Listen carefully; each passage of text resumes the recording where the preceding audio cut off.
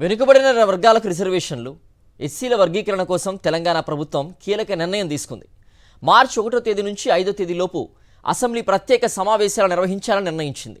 ఈ ప్రత్యేక భేటీలో బీసీలకు స్థానిక సంస్థలతో పాటు విద్యా ఉద్యోగ రంగాల్లో 42% రిజర్వేషన్లు కల్పించే బిల్లును, ఎస్సీ వర్గీకరణ బిల్లును ప్రతిపాదించనుంది.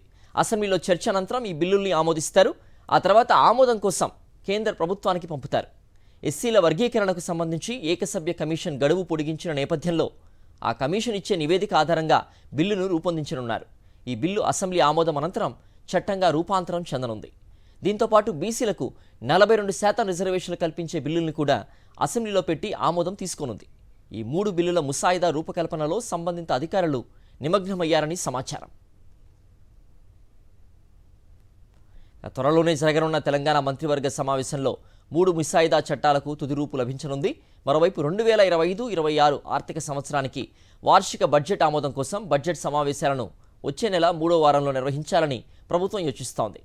ఈ ఏడాది మార్చి 31 లోపు బడ్జెట్కు అసెంబ్లీ ఆమోదం తప్పనిసరి కావడంతో 3వ వారంలో బడ్జెట్ సమావేశాలను నిర్వహించాలని తెలంగాణ ప్రభుత్వం నిర్ణయించినట్టు సమాచారం.